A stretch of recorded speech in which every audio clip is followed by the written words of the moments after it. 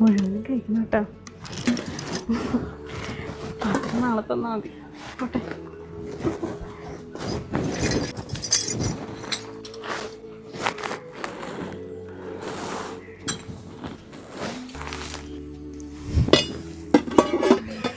ഇന്നലത്തെ ചമ്മന്തി അടിപൊളിയായിരുന്നു കേട്ടാ.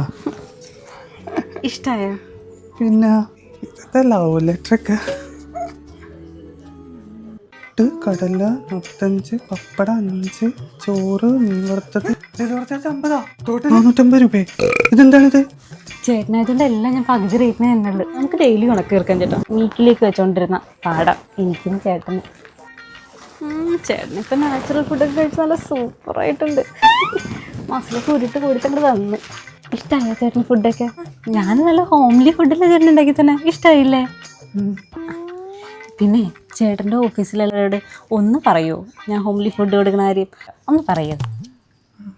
ഈ കാണുന്ന വാട്സപ്പ് നമ്പർ ആണല്ലേ? എല്ലാം ചേട്ടനും അറിയാം.